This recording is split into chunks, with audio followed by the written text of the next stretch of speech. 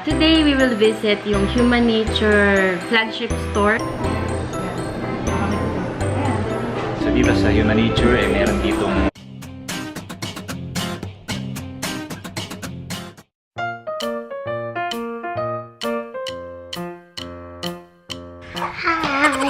Ulam namin ay sinigang na ulo ng salmon at saka pritong isda. Kain.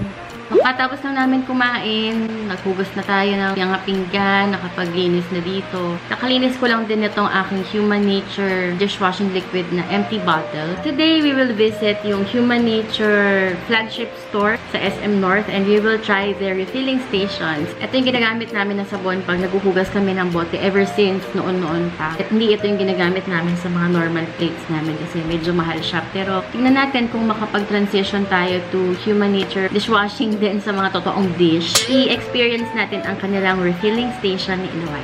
Dito na kami sa SM North, the block.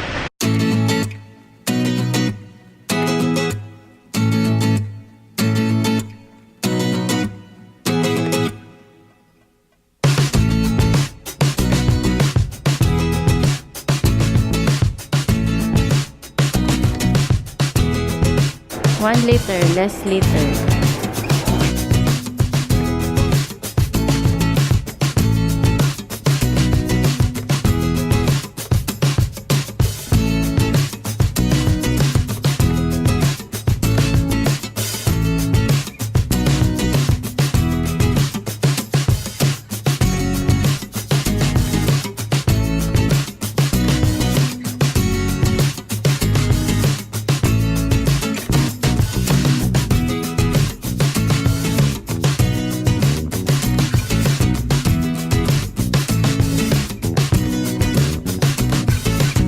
dito sa Human Nature, meron ditong mini playground. Kaya mag-shopping lang at mag-shopping. Si Mateo hindi siya guluhin dahil dito si Mateo. Ito ang tinatawag ng mga young couple-friendly stores. Bigyan mo ako ng Human Nature hand sanitizer.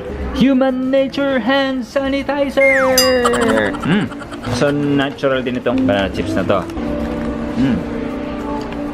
Tastes like chicken. Sarap.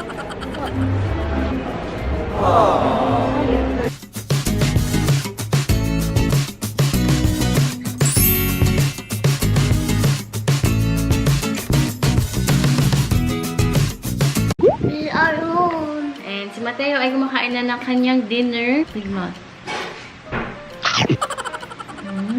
I-share lang namin sa inyo yung experience namin with Human Nature. Ito na siya, yung na-refill na bottle. May ididikit sila na sticker. So, nakalagay dyan ang product name, batch number, expiration date, and yung weight niya. So, para matrace nila kung kunyari magkaroon ng problema or contamination, matitrace nila yung batch. Ang isang bottle nito, nabili namin siya, 500 ml to. Iba-iba, may weight kami na 518, 513, 514. Pero nasa 148 to 149 pesos ang isang bottle. Pero kung bibili kayo ng original, brand new, bibili niya siya for 179 pesos. Kami hindi naman namin to trinay dahil lang sa makakatipid kami. Pero dahil sa gusto rin nating makatulong na mag-reduce ng waste, choose planet, not plastic. kung alagaan natin yung Mother Earth natin, yun din yung magiging future home ng ating mga anak, ng ating mga future na apos. May tasul na alagaan natin siya ngayon pa lang. Hindi pa namin ma-achieve ang zero waste, pero at least reduced waste muna tayo bago tayo mag-zero waste. So, kain na si Mateo kasi aalis ulit kami in a while.